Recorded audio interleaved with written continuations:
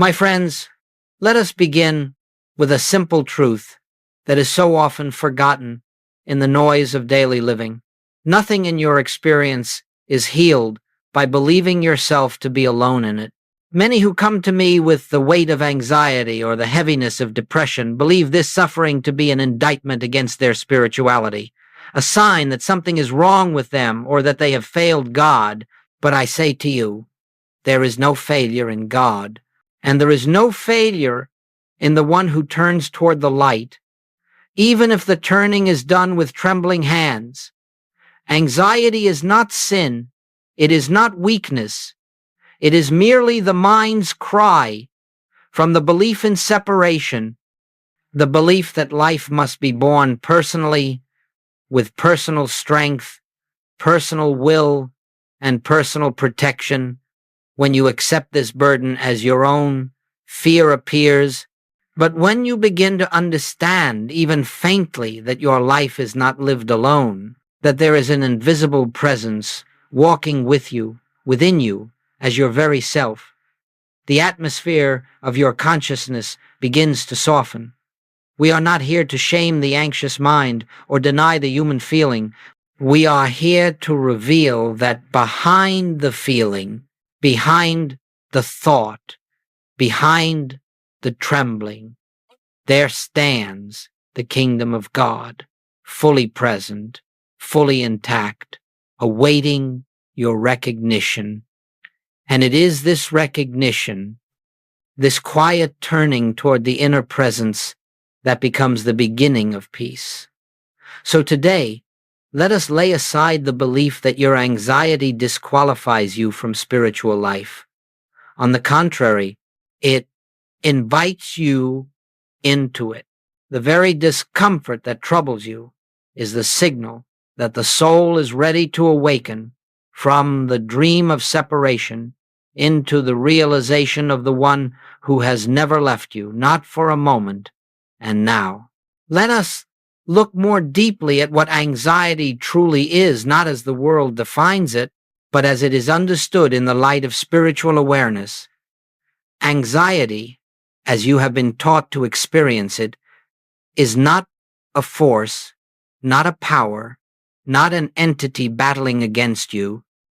It is simply the activity of the human mind attempting to live apart from its source, the mind, believing itself separate, believing itself responsible for its own safety, its own future, its own supply, begins to whirl in fear precisely because it imagines it must manage life by its own strength.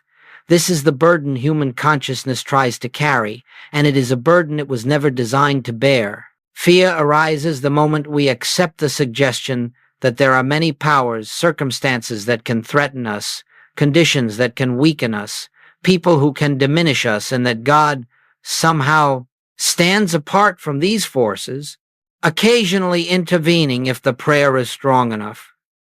My friends, this is the heart of anxiety, the belief in two powers. But the instant you begin to feel even faintly that there is only one power, and that this power is not out there somewhere but is the very life and substance of your being, the grip of anxiety begins to loosen. You have blamed yourself for your anxiety, when in truth it has only been the mind's innocent attempt to defend an identity that never existed apart from God. You do not heal anxiety by fighting it. You dissolve it by awakening to the truth that the self which fears is not the self that you truly are. The spiritual self, the one that lives as the presence of God, knows nothing of fear, nothing of danger, nothing of separation. As we continue, you will see that your freedom does not come from controlling the mind, but from recognizing that you are not the mind at all.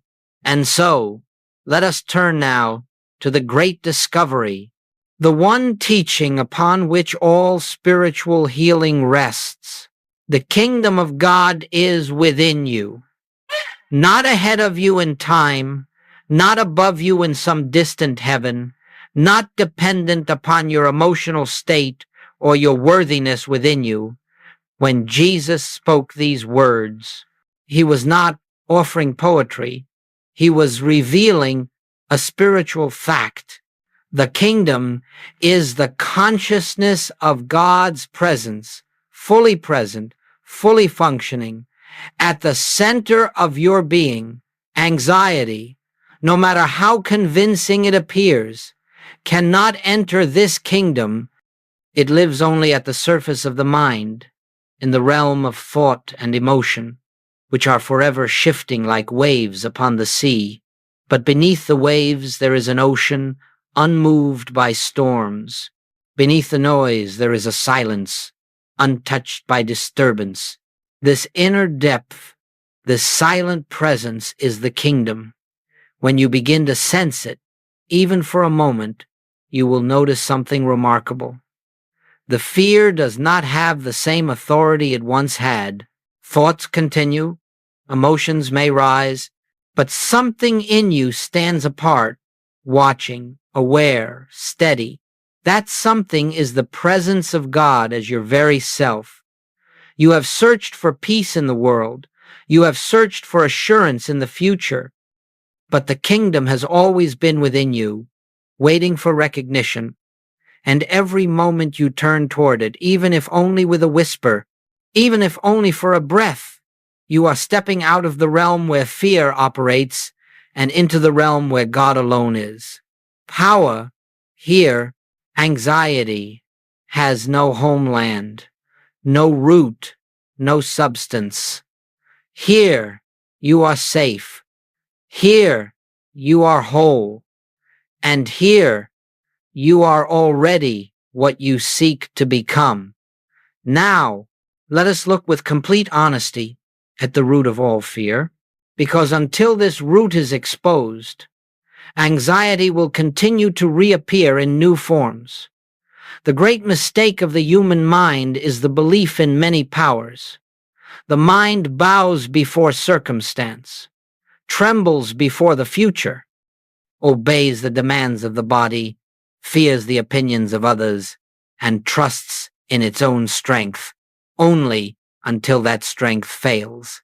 And then, in desperation, it turns to God as a last resort, asking Him to intervene in a world filled with conflicting forces. My friends, this is the worship of a false God, the God of two powers. As long as you believe there is God and something else with the ability to harm, to diminish, to threaten, fear will be your constant companion. The moment you grant any person, any condition, any diagnosis, any financial situation, a power separate from God, anxiety enters, because the mind must now defend itself against the world it believes capable of opposing the divine. But hear this truth clearly. In spiritual reality, there are not two powers. There is one presence, one life, one intelligence, one cause, and that one is the substance of your being. When the mind trembles, it is trembling before illusion, not before a real force. When the heart fears, it fears only the shadows cast by its own beliefs. The universe governed by God knows nothing of threat or opposition. And the more you rest in the awareness of one power, the more fear melts, not by effort, not by self-control, but by the simple recognition that nothing stands against God, and God stands as the life of you. Let this truth loosen the grip of fear. No condition has power. Only God is power, and God is where you are. Let us now come to one of the most liberating practices in the entire spiritual life, a practice that removes the need for struggle, for argument, for wrestling with the mind. I speak of spiritual listening. The anxious mind believes it must silence itself, discipline itself, overcome itself, or outthink its own thoughts. But the mind cannot silence the mind. The mind cannot free itself from its own creations. Every attempt to control thought binds you more deeply to the realm of thought. And so I say to you, stop fighting, stop resisting, stop attempting to manufacture peace. Peace is not created by human effort. Peace is revealed through spiritual receptivity. When we enter into spiritual listening, we are not trying to manipulate the mind. We are opening ourselves to the presence that stands behind it. We sit not to pray for something, not to plead for release, not to command the mind to behave, but simply to become aware of the stillness that already exists within us. Speak, Lord, for thy servant heareth. This ancient prayer is not a request for words. It is an opening of consciousness, a surrender of personal will, a stepping aside so that truth may reveal itself in this silence. You will notice something extraordinary. The thoughts continue, but they no longer bind. The fear may whisper, but it loses its authority. The waves move across the surface, but you are resting in the depth. Spiritual listening brings you into the dimension where God is known, not as a theory, not as a hope, but as a living presence. And where the presence of God is felt, anxiety cannot abide. Do not try to force silence. Simply allow space. In that space, the activity of the Spirit announces itself not through sound, not through words, but through a quiet knowing, I am here. I am the life of you. You are safe in me. And now we come to a principle that must be understood if we are ever to walk free of fear, the distinction between appearance and reality.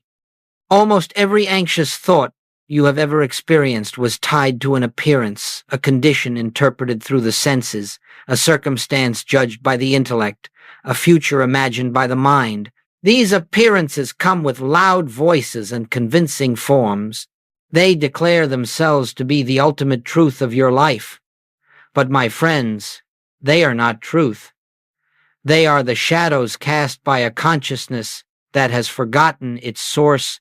When you believe that appearances are reality, you place yourself under their authority. A symptom appears and you tremble. A loss appears and you despair. A deadline, a bill, a conflict, a memory, all arise as shapes in human sense, and the mind unawakened treats each one as a power capable of shaping your destiny. But Goldsmith's central revelation is this: appearances have no power. They have no life, no law, no substance. They are projections of material sense, not expressions of spiritual reality. And fear is born precisely at the moment you forget this. To see through appearance does not mean to deny the human picture. It means to refuse its claim of authority. When fear arises, pause and say, not with strain, but with inner clarity, this is an appearance only. God is the only presence here. Then wait. Do not rush to fix. Do not rush to understand. Simply wait for truth to reveal itself behind the picture. All healing, all peace, all release from anxiety comes from this ability to stand still long enough to witness the unreality of the things that frightened you. In time, you will see that appearances pass, but the presence remains, fear fades, but reality endures. And this insight becomes your golden thread. Out of all anxiety, behind every troubling appearance stands God, untouched, unopposed, and fully present. Let us now step gently into the heart of this work, not as an exercise to control the mind, not as a method to manipulate emotion, but as an opening through which the kingdom within may be felt. The meditation I offer you is not something you do, it is a space you allow. So, As we begin, simply let your breathing fall into its natural rhythm. You are not shaping the breath. You are witnessing the breath that life itself is breathing through you. As you watch the breath, allow the world to loosen its hold, not by pushing it away, but by releasing your grasp upon it. Every exhale is an invitation to let the mind settle, and every inhale is a remembrance that the presence is here now, without effort, without strain. Let a simple truth rise quietly within you. God is the only presence here. Speak it inwardly, not as an affirmation to convince yourself, but as a recognition of what already is. Let the words fall softly into the stillness of your being. And now notice, as you gently rest in this awareness, that the anxious thought no longer stands as an enemy. It is simply a ripple upon the surface. You need not chase it, nor silence it, nor judge it. You merely let it be. The deeper part of you, the part that watches, the part that is aware, is untouched. This awareness is not anxious. It is spacious, open, quiet. Rest there. Feel the distinction between the transient movement of thought and the stillness behind it. This stillness is the kingdom. It needs no improvement. It needs no effort. It simply is. Let the next movement of meditation unfold naturally as you recognize gently. This fear has no power. It is appearance only. God is the only power here. Do not force the meaning. Allow it to permeate you the way sunlight permeates a room. And as you rest, you may sense a shift, a softening, a widening, a subtle peace rising from within, not created by you, but revealed in you. You are touching the depth beneath the waves, the presence beneath the thoughts. Nothing in your experience can disturb this center except your belief that something can remain here for another moment, silently aware of the truth. The kingdom is within you. It has always been within you. It has never been far, never been absent, never been silent. You are resting now, not in a technique, but in reality itself. And as you return slowly to the surface of awareness, know this. What you touched in these few minutes is not temporary. It is the always present foundation of your being. You need only return to it. Again and again, whenever the mind forgets, as we continue, let us recognize something essential. Spiritual realization is not a single moment of illumination, but a continuous returning to truth. The kingdom within is always present, but the mind forgets. The old fears rise, the conditioned reactions reappear, and the habits of separation consciousness try to reclaim their place. This does not mean you have failed. It means only that you are learning to walk in a new dimension. And so we begin to live from the kingdom, not in rare moments of meditation, but in the very circumstances that once stirred anxiety. When something triggers you, do not condemn yourself. Simply pause. Feel the pull of the old belief, but do not obey it. Say quietly, even if only inwardly, this is appearance. God alone is presence. You will be astonished by how quickly the emotional charge begins to loosen when overwhelm rises. Do not look outward for rescue. Step back within yourself and remember, this experience is happening at the level of thought, not at the level of spirit. The Spirit of God in you remains undisturbed, untouched by the agitation of the mind. That is where your stability lies. And when the fear of the future appears and it will do not attempt to reason with it, the future exists only in imagination. The presence exists now. You cannot live in tomorrow, but you can live in the truth of this very moment. And in this moment, God is the only power. As you continue this practice, something begins to shift. Anxiety may still arise, but it no longer commands you. Fear may whisper, but you no longer accept its message as truth. You begin to recognize the pattern of the mind, and you learn to rest in the deeper awareness beneath it. This is what it means to outgrow fear, not by force, but by truth. Over time, you come to see that you have never been the anxious self you believed yourself to be. That identity belongs to material sense, not to spirit. The real you, the spiritual you, is incapable of fear, for it lives in the awareness of one presence and one power. My friends, this is the great secret. You do not heal anxiety. You awaken from the belief that anxiety ever had power over the life that is God expressing as you.